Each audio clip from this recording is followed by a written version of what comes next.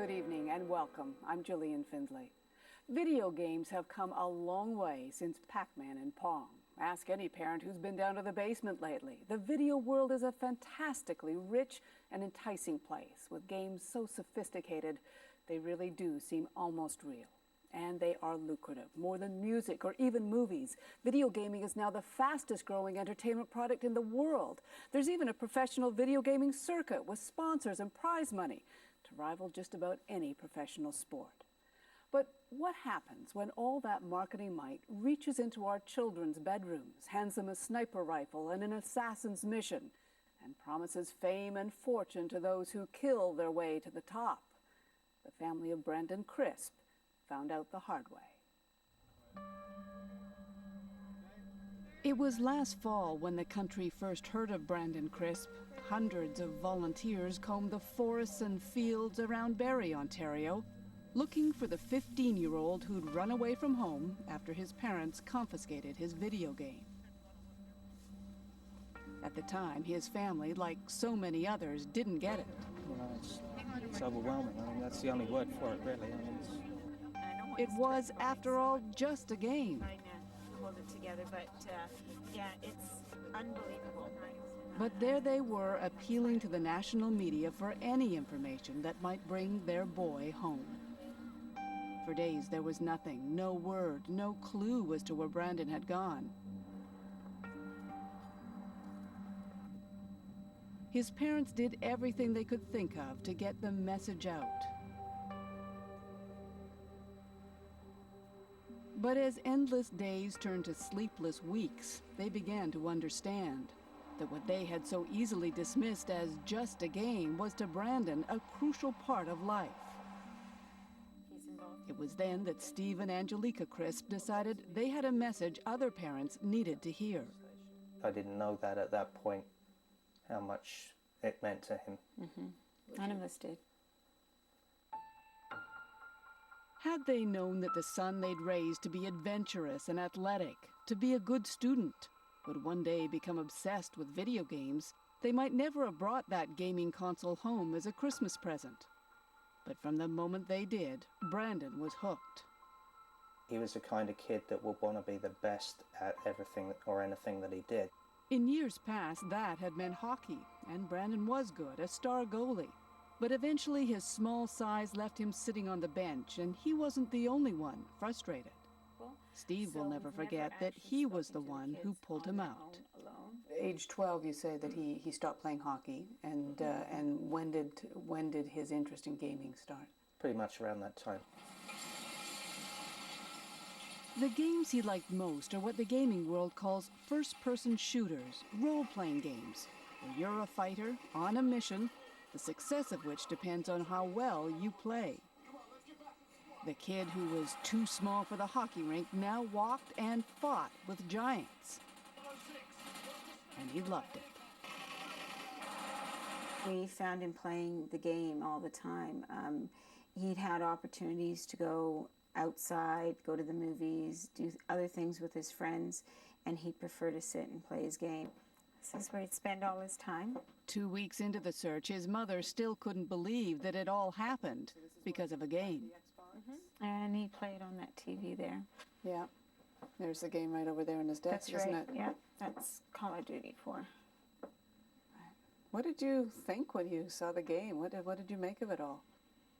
Well, lots of boys like guns and shooting and war, and he's a history nut as well. He loves history, so it was an interesting game for him. So I didn't think it would lead to anything other than pure enjoyment. What it did lead to, his parents now know, was obsession. And soon enough, that would lead Brandon to an even darker place. A place where ambition, competition, and rank would trump family and even friends.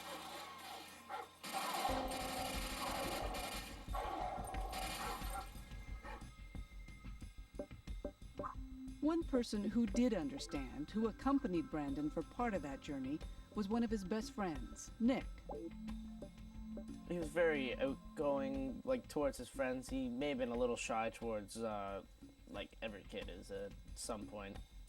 He's a funny kid. He had a good sense of humor on him, and nice. The friendship started when he and Brandon met on the school bus, a year before Brandon disappeared. It was the first week of grade 9. I just kind of met with him. We all just kind of connected. Connected like so many teenage boys do over video games. All of them owned Xboxes and already played Call of Duty. Nick showed them how they could play even when they weren't together, online, over the internet. They quickly formed a team or clan that allowed them to go on missions together. And just as in a real army, these recruits got training from a kindly cyber mentor.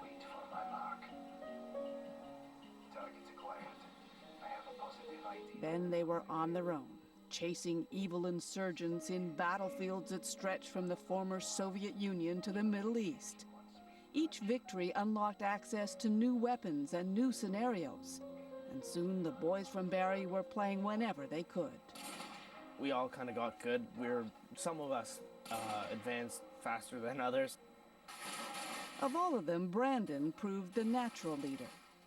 I was kind of like the back guy, and I was kind of like, well, most times I'd be like the last guy to die because they kind of go like crazy in there, and they get like 6 or 7 kills in a round. But that kind of skill took practice and time. In Call of Duty's world, Brandon was emerging as a star. But back home in the real world, he was just one more teenager whose parents worried about the amount of time he was spending in front of a screen. It was like it was his drug. We'd wake up in the middle of the night sometimes and find him playing games at 2, 3 in the morning. I would go into his room and literally rip the cords out of the wall sometimes just because he just wouldn't listen, he wouldn't get up.